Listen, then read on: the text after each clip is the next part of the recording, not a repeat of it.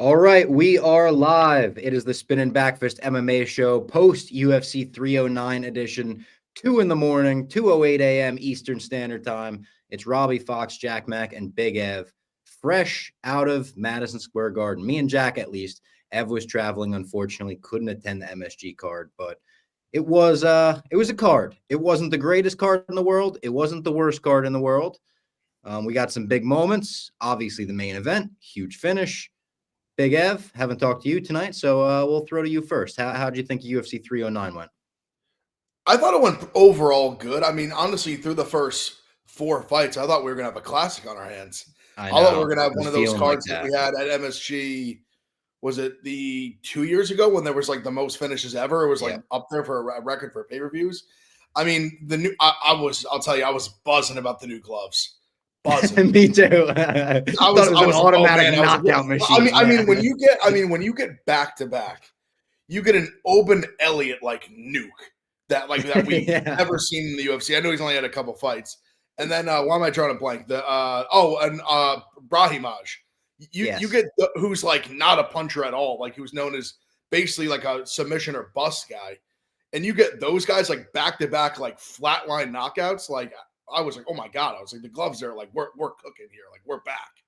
So after that, Yeah. and then Tybura has like a great finish as well. Like that was obviously more elbows than gloves, but I mean that was a mauling on him. So I thought after that we're gonna have a really good card. It still was a good card, Yeah. but it was kind of some weird fights. Like you obviously like the Martinez McGee was like a little bit weird. Like Martinez, well, I'm sure we'll get into that kind of weird performance. Chandler Oliveira, like good fight. Like it was. See, I actually want to get your guys' opinion, so I had to watch for context. I had to watch that fight and the Bo Nickal fight with no sound because I was recording to say roughness. So I had to watch that with no sound. I was assuming the booze in the Bo Nickal fight because it was boring as fuck.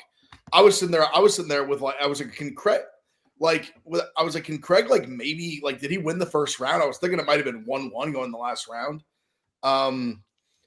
And yeah, then John Jones did kind of like I'll say he was a little more dominant than I thought he would be. Than I like from what I said like on the preview, and I stood by that. But overall good card. I thought like I'd give it like a B minus. Jack? Yeah, I agree with Ev. The boos during the Bo Nickal were loud. The overrated chant was loud. It was outside of like the USA chants and Trump. It was kind of the loudest. Like there was any chant MMA related for sure. Yeah. We'll obviously get to that. Overall, I'm with that B minus. Like I had fun. There was a point where I was watching the Bo Nickal and I was like, oh man, this could get bad. And then the Oliveira Chandler, like you couldn't say it was boring because the finish was there the entire time. But there was like kind of looking back on it, it's like, oh man, we kind of expected some real fireworks and we didn't really get them until the end of the fifth. And that was because Charles really had a great strategic game plan. And John was I mean, I guess we should just start there. Like Stipe just Before we do, let's tell everyone yep. about DraftKings real quick.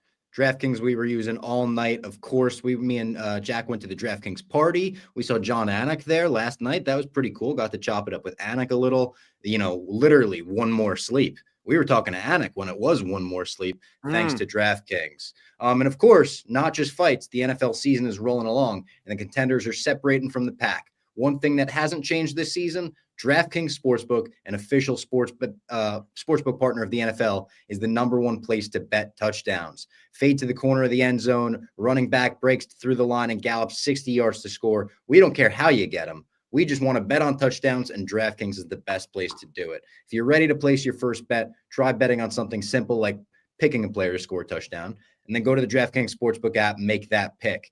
Here's a reason for new customers to do a touchdown dance of their own. Bet $5 to get $200 in bonus bets instantly. Score big with DraftKings Sportsbook. Again, the number one place to bet touchdowns and the official sports betting partner of the NFL, the UFC, the Barstool Sports, all of the above. Download the DraftKings Sportsbook app and use code BACKFIST. That's code BACKFIST for new customers to get $200 in bonus bets when you just bet $5. Only on DraftKings. The crown is yours.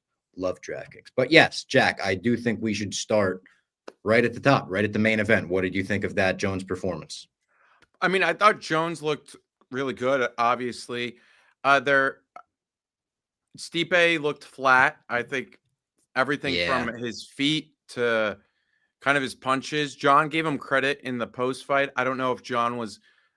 You never know with John, but overall, I thought John really proved himself. He looked good into the third.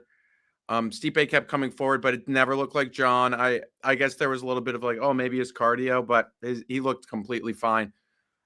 I thought John,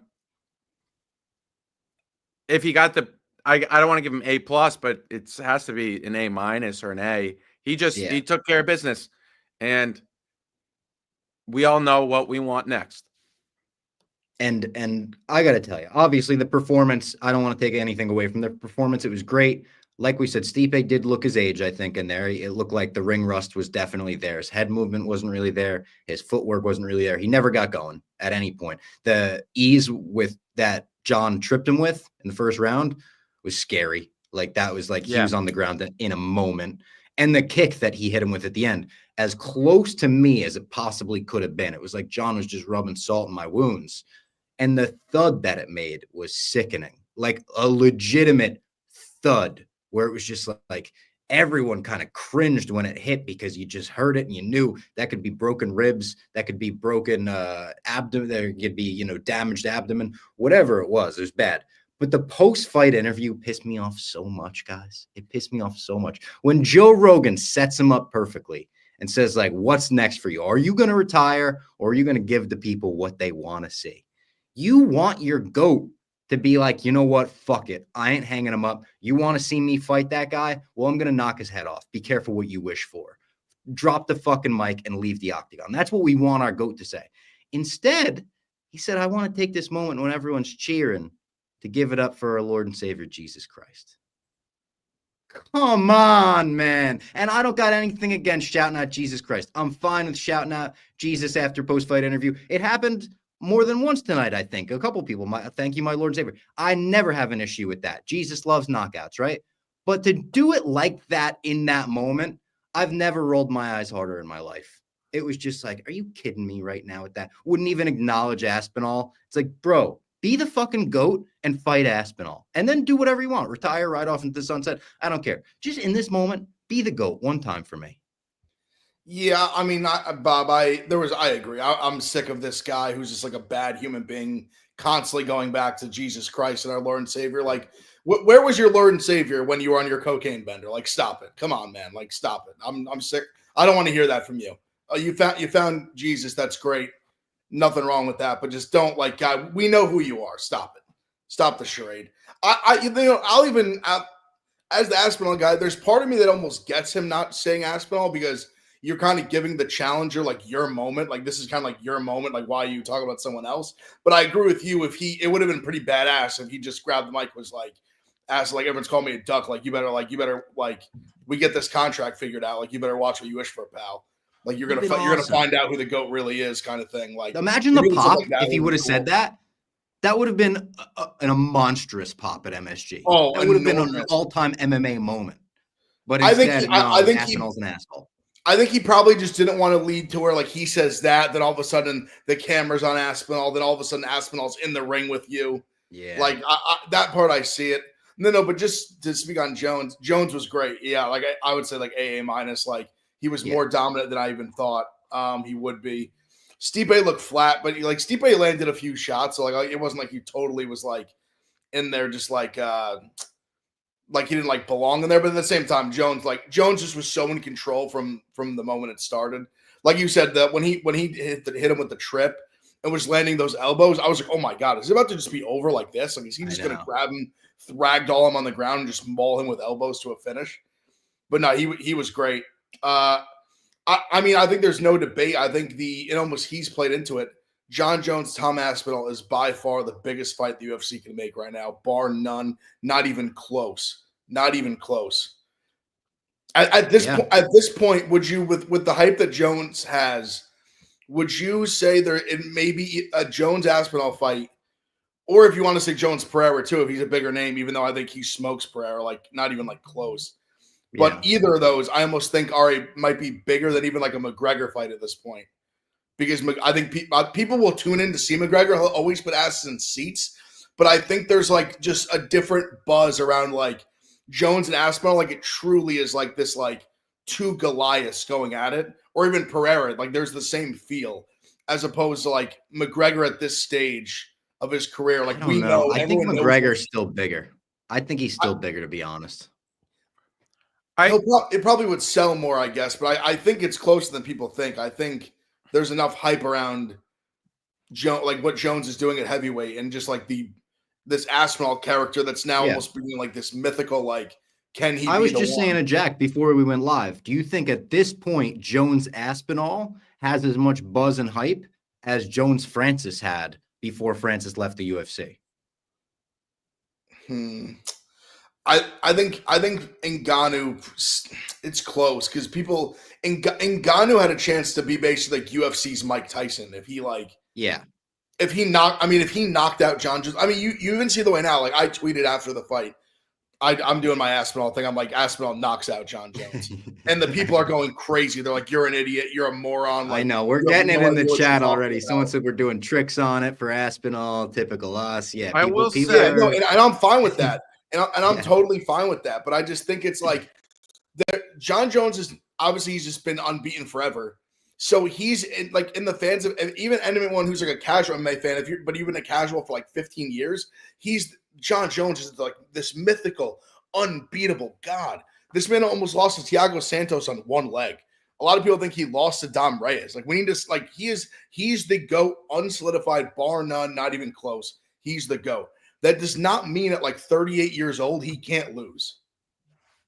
Yeah, absolutely. I will say about John though, and I didn't consider it until probably yesterday. He really is playing this negotiation amazing. He knew how people would react. And we even reacted that way. We're like, how dare he not even talk about Aspinall? He's not doing the TNT Sports over the English one because they have connections with Aspinall. He won't say Aspinall's name. He knows that's his last massive payday.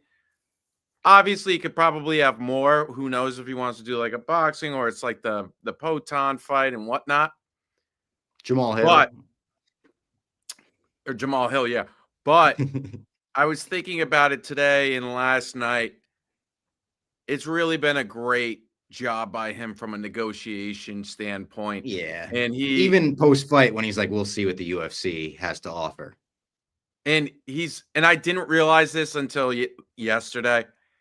You almost have to tip the cap a little bit because I really started to see what he was doing. And I think, what would you line John Aspinall? Did you see? We just got a text from Lee. They put it on the screen. They put on the screen that Aspinall would be minus 150. I would bet Lee texted us that it opened even and Tom is up to minus 130 now.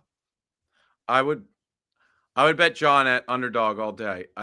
If you give me Jones at underdog, I love Aspinall and I'll root for him through the gates of hell, but I'll hedge that personal interest. I'll say, even as the biggest Aspinall lover, it'd be tough to lay juice against John Jones. Yeah, it'd be impossible to do that, man. It'd be tough. But I really do think he would win. But also, just for note as well, they lined him versus Pereira, and it was Jones minus like 600. Yeah, I mean, he would do to Pereira what he did to Gane, I think. And there's no ground game there. I mean, he literally, if he just simply wraps his arms around Alex Pereira, the fight is over. It's over. It's over. It's Correct. that simple. If he doesn't just walk into a left hook, it's over in the first 10 seconds. I think that should be minus 1,200. Like, yeah, it probably would get bet up. I bet it would get bet up close to that.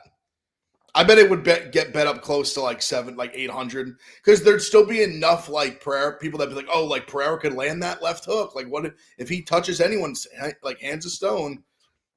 But the people, Let's also shout out New Amsterdam Vodka, the official vodka of Barstool Sports, the official vodka of the UFC, and of course, the official vodka of winning. It's a champion vodka right here. Match it up against any other vodka, and it's a knockout for New Amsterdam. Whether you call it the pay-per-view fight at your favorite bar or you're hanging at home listening to us talk about it now, celebrate your wins with the insanely smooth New Amsterdam vodka. We had a little pre-fight watch party at Mustang Harry's tonight, sponsored by New Amsterdam Vodka. And how about this, Ev? Shocking news for the Spinnin Backfist podcast. Not shocking, but big news for the Spinnin Backfist podcast.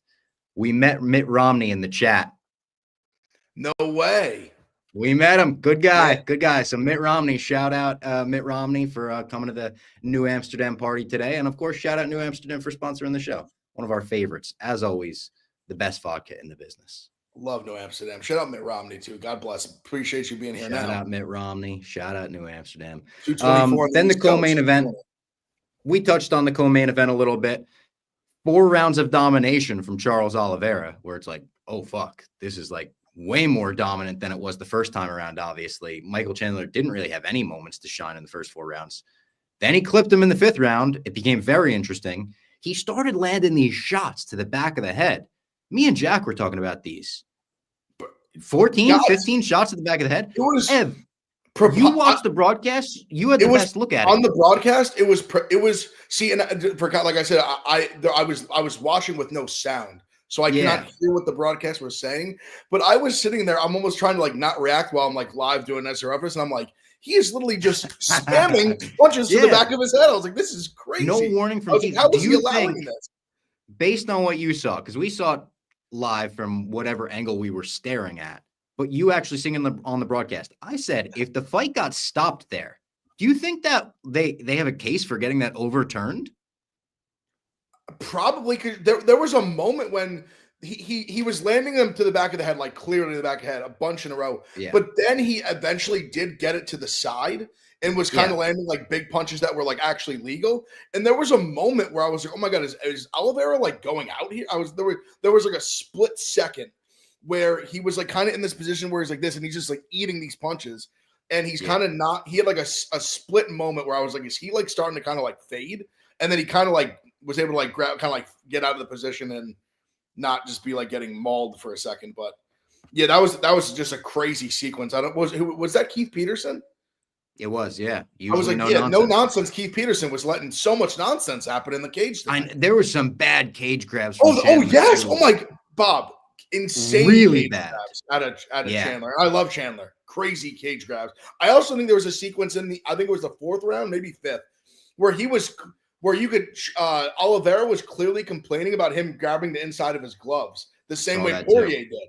Poirier said the same thing. And there was one because you could see Oliveira, it was like out of nowhere, his eyes just kind of lit up and he's like looking at the ref and he's talking to him and you can just see it. Like I said, I have no sound, so I can't even hear what's happening. I could just see it. I'm like, he clearly is complaining because I saw someone say he was grabbing the bottom of the octagon too in the 1st round. I didn't see that myself. Someone said he like put his hand around the mat, like the canvas, which is crazy. I didn't see that. Chandler, got nothing against Chandler, but he's one of these guys. He does what it takes to win as long as the referee doesn't see it. Also, I will give him credit. I know he got choked out by Poirier, but he has incredible like submission defense. He really does. Oh my God. Really resilience. Even the thing at the end, he wasn't really doing anything by standing up and throwing himself on his back, but he was firing the crowd up. I thought he was going to get up a 3rd time. I thought he was going to be like, you want another? And fucking go do it again. He's just a lunatic. Then he got on the cage afterwards too. And it was like, does he think he won or is he just like, I ended that fight on a good note. Let's go. See you at the top. I thought he was going to, when he first stood up, I thought he was going to start just doing the CT. I thought he was literally just going to be like, look how big, like just literally just like walk him around the cage. Like, go for laps. Yeah. I thought he was going to just walk up to Trump and just like flex in front of him with him on his back. Have we still got no McGregor tweets about that fight too? That's upset of the night. I thought he would have been making fun of Chandler for running away at the beginning of the fight or not giving a good performance or something. You know, he's always watching and ready to fucking tweet up a storm, but maybe not tonight. So Charles gets the winner of Arman Islam? Yeah, I think definitely. Yeah, I think he kind of has to. He was great tonight too. We've talked all about Chandler. Charles was fantastic tonight. He scared me in that 5th round. I didn't have any action on either side or anything, but he scared me. I was like, oh my god, Chandler was throwing some bombs and he landed a few of them. The one he rocked him pretty bad. I was like, oh my goodness. He did a good job too, pulling Chandler in at that point Yeah. and like guarding himself. Yeah, But yeah, and no, then he was Chandler, dominant. The way he was getting out so easily. Yeah. Chandler's callouts were interesting because they like made sense. After that, Connor might want to fight him more. Like Connor might view that and be like, I think I could beat this guy. Like whether that's, legitimate or not. But it's like the Max call out. All right, fine. BMF title. You're that BMF style fighter. I'm sure fans would like to see that. Nobody would complain about that matchup. Connor, all right. But the way he called them out as if he just won the fight was interesting, to say the least. Like he gave a post-fight speech like he just got a fucking first-round knockout and did a backflip in front of Trump. He did the whole, Chandler promo still. But he's thinking smart. They're going to use that in a promo package one day if him and Connor do fight and, got a big pop out of the crowd. Is he the first guy ever to not be retiring, not be in a main event or a title fight, and just get the mic after? What was a co-main? But it's rare. I think it's very rare. It is that you see like someone in his position it's not a main event, it's not a title fight. Like just get the mic after a loss. He's not retiring or anything. That's a good point. I think they kind of knew. They kind of knew he would say something, and especially, I wonder if he didn't have that 5th round, if they would have given him the mic. Like if it was kind of just a pure dominance from Charles. But yeah, I guess 5 rounds. Good point from Quilly in the chat. Yeah, that's good. It was a 5 round or so. But yeah, you are right. Like that doesn't happen a lot. Maybe it was kind of like, hey, we know we screwed you over for the past 2 years, even though it wasn't.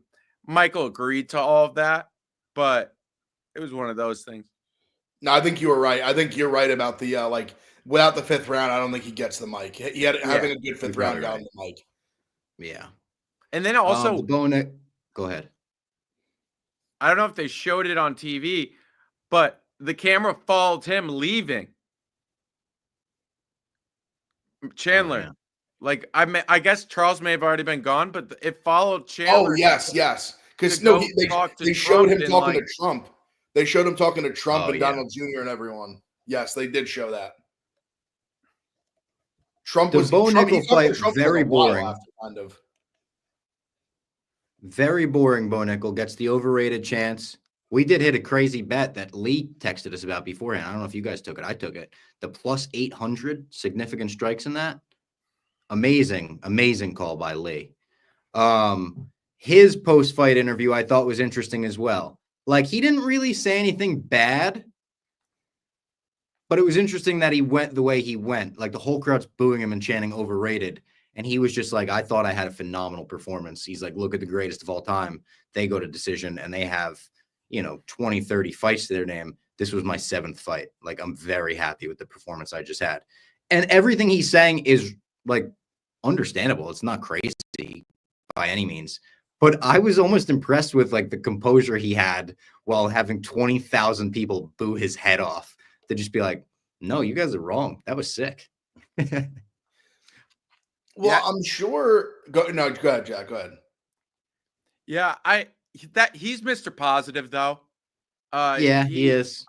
And he's kind of like he's a wrestler. He's in his own world, in his own head. He's very much like Michael, where it's just like he's a big time believer in his faith, and I don't know if he mentioned Jesus, but I would assume he did. I think he did. And he probably was just like, no, like I don't think he really cares about the boos. Like he may not even have heard them a lot until the post-fight interview. That's just who Bo Nickal is. Paul Craig was when they were chanting overrated. Paul Craig started like doing it at him. In the 3rd round, he's like overrated. He's like, they're talking about you, motherfucker. Now, Paul Craig, I have to say this. I am so over Paul Craig. How he comes out in the war paint and how he goes into the middle of the cage and he's like, let's go. And the guy, I know Bo didn't really engage that. Paul Craig didn't engage. He's not going in there throwing his body on the line. He was kind of on the outside, which I get. He was using his reach advantage, and it's just, he infuriates me.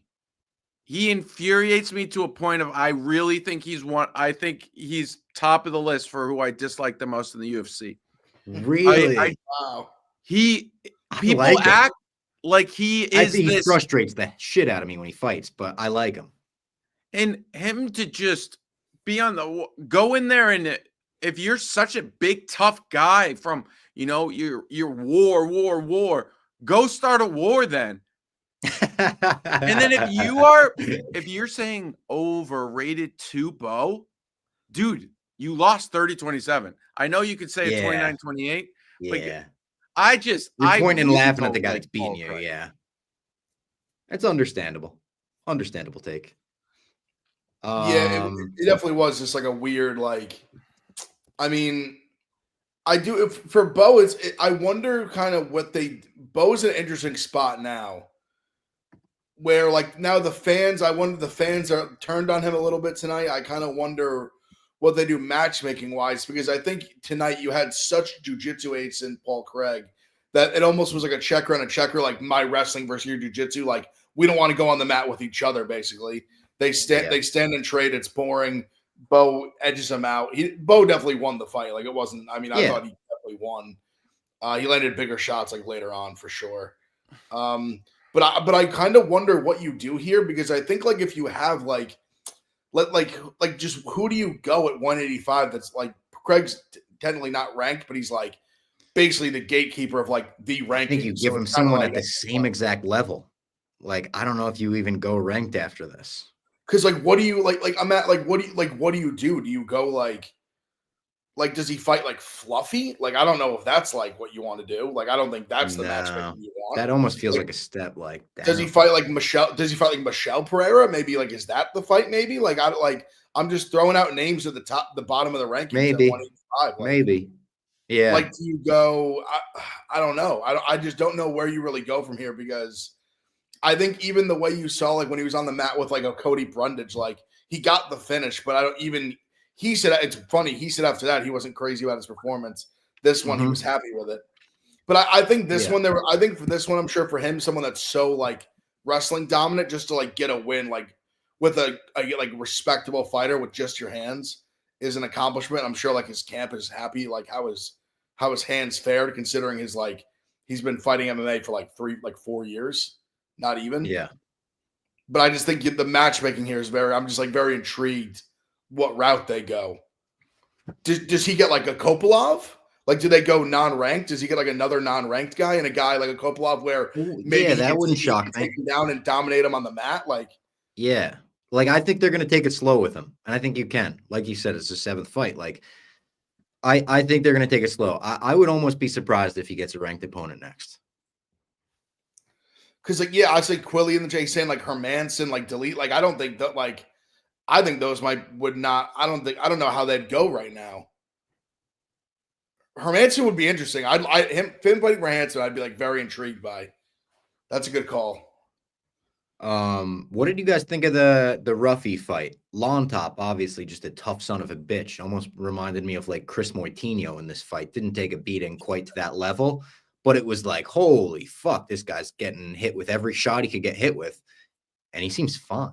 He was just sticking in there, just coming forward. Not fine. He was getting rocked. But by the end of the 3rd round, it looked like he could go 2 more. Oh no. That's a 5-round fight. Lawn Top wins. He might, not a doubt in my mind. If that's 5 rounds, Lawn Top wins the fight. Yeah. Yet, I'm not that high on Ruffy, however you say it. I'm waiting to fade him. I think he's good. Don't get me wrong, but even how he was priced in that fight was insane. I think also there's a huge fight nerds hype, which they do deserve because they keep winning. But I think the hype train may be going a little too fast at this point. They had Elon in the glasses tonight. You see that? That was awesome. That was awesome. Crazy. Crazy. That was Cal in the chat. Why are you against Jesus, Bob? I'm going to be the anti-Jesus guy. I'm not anti-Jesus. I'm anti-John Jones using Jesus in the way that he you uses never it. said you were. Yeah, you never. That was more of a. I love Jesus. What did Yoel Romero say? He's like, I love Jesus. That's me. I love Jesus. I'm fine with Jesus. We also is Cal watching on like a 30-minute delay. Yeah, he seems like it. Yeah, we talked about that forever ago, Cal. What else from the card that we haven't talked about? I mean, the Jonathan Martinez, Marcus McGee fight. Fucking weird. Weird fight from Jonathan Martinez. So winnable. So winnable. Yeah. For him. The leg kicks, dude. He didn't throw any leg kicks in the first round. If he throws him in the first round, he might finish him. I mean, it felt like the first like 2 or 3 he threw, instantly McGee's like hobbling already, and I'm like, guy, like where was that? That's your bread and butter. That's like you're the leg kick TKO guy. That's you. Yes. Like, what are you doing? And the first round, it was literally I said in our group chat, it was like his controller was broken. Like he threw literally nothing. It was like he was just stuck on. He just walking around. McGee's just like pop, pop, pop, throwing a leg kicks, pop, pop, pop, throw a couple shots in. Like McGee, I thought McGee fought well. I actually like McGee. I think McGee's a good fighter. But that was a very winnable fight for Martinez. That I thought he just. Oh, Ben in the chat. I didn't even put this together. Martinez left Factory X to be his own coach for this fight. Yeah. I didn't know that actually. I should have known. I don't love the sound of that. Yeah. He left also, Factory X. You see what Quilly wrote in the chat? You see what Quilly just wrote? Dana just said they can't do fight nights with the old gloves yet because there's not enough in stock. How's that possible? They got to get more. Crazy. But him saying yet, the old gloves are the new gloves, right? That's what he said. He's like, fuck it, we're doing the old gloves. He's for pay-per-views. Done. They're going back. Just for pay-per-views. Well, he said, I think that's why they're doing fight nights for like what you just put the pieces together.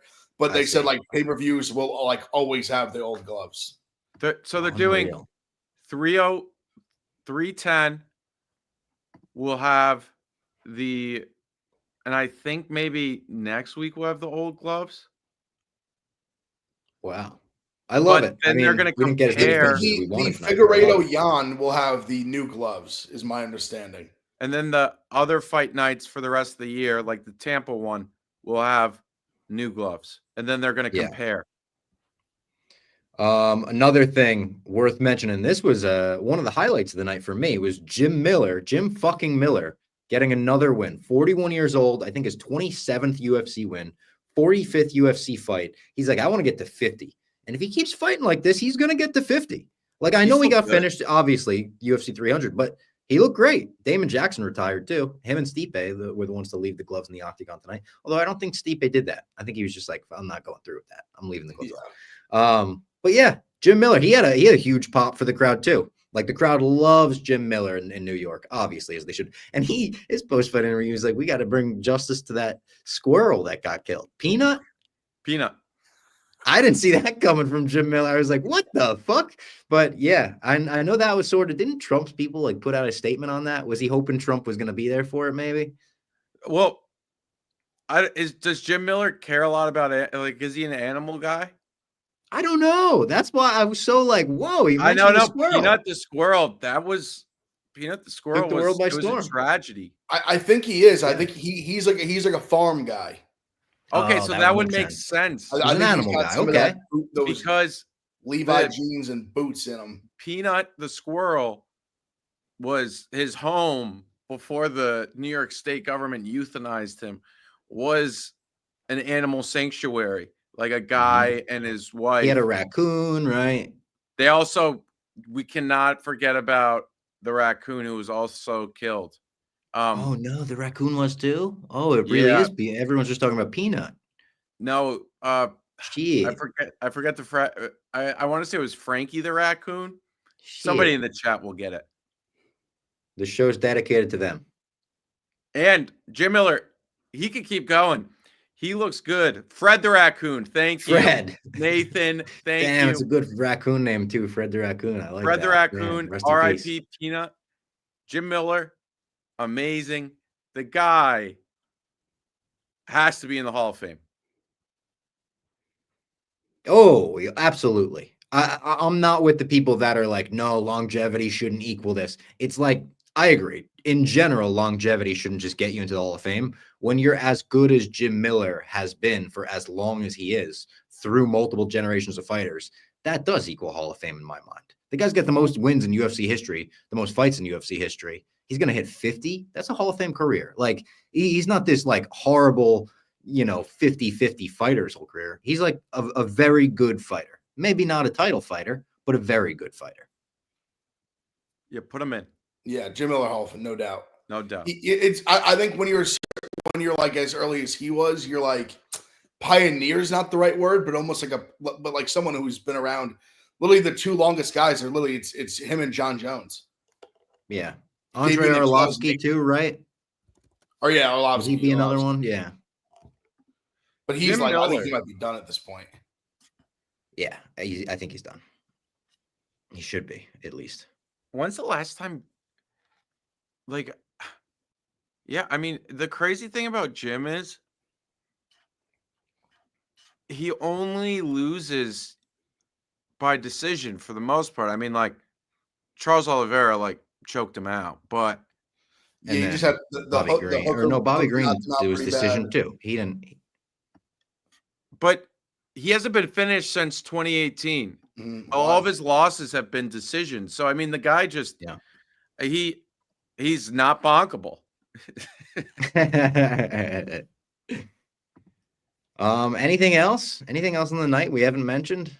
Trump's walkout was obviously crazy. Vivian Arujau shouldn't have been on the main card. But like, I mean, what should have been on there? McGee? Weidman, if that fight happened. I think you could have, just because he's Weidman. I think you could have honestly put even the heavyweight fight on it, like the Ty Burrow one. You could have. Yeah. I wonder what Trump says to Dana after a bunch of decisions, or like, but the Bo fight. Like, is he like, damn, like he's not that good, huh? And like, I bet he roasts him a little bit. I bet he does. Yeah, I really, but. 2 huge fights announced last night. Shavkat Gary. Also, that's right. Yeah, we are going to see a new mythical fighter at UFC 310. Crone Gracie, after realizing he can punch against Bryce Mitchell. They should have part of their fight should be like an hour-long podcast because they both are like chess boxing. Like one round, it's 1 round boxing, 1 round chess. Instead of that, you do 1 round boxing, 1 round debate. Yeah, but they agree on a lot. Like I'm pretty True. Sure they both are flat earthers. Yeah. Well, Crone has my favorite. He's like, the earth isn't flat; it's an eyeball. He's like, it's like a dome. It's flat, but it's got a dome on top of it. He's got my favorite. There's this funny podcast clip of him talking about it. He's like, picture an eyeball. You know what an eyeball is, right? He's like, and then Colby's back against Joaquin Buckley. Yeah. What a fight. What a matchup. The build up to that's going to be just, the two of them are going to be ridiculous, talking shit to each other. All right. Interesting. I think that's it for us. Also, I mean, do we want to address the last night? Oh, Jake Paul did pretty much what we thought he was going to do to Mike Tyson. Yeah. Like a little bit, I guess, respect to Jake Paul for not knocking him out. He kind of said in a post-fight interview, like, yeah, I wasn't trying to hurt anyone that didn't need to be hurt like that. Like, but yeah, it was a little sad to watch, to be honest. Katie Taylor versus Amanda Serrano too lived up to the hype. Those girls, I mean, robbery, but the fight itself was good. Poor Amanda Serrano, man. What can she do? What can she do? Huge news from Lee. Dana White says Connor's back late 2025. He's never fighting again, Bob. He's never fighting again. I've been saying late. What do you mean late? We were hearing, but I guess people looked at the dates and they were like, first quarter, you got fucking Australia, you got this. It's like Connor's not going on any of these places. How about we do International Fight Week this year? Connor Chandler or Connor versus, give him a tomato can. Just give him someone he could beat. I don't know, no, man. Bob. I can't even get my hopes up for 2025. Bob, right now. International Fight Week. That's John Jones, Tom Aspinall. That's the fight.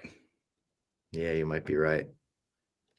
That's I'm not going to think about Connor. We don't can't need think to about run this Connor fight in like 4 or 5 months. Let this thing build up for like 6, 7, 8 months. Yeah.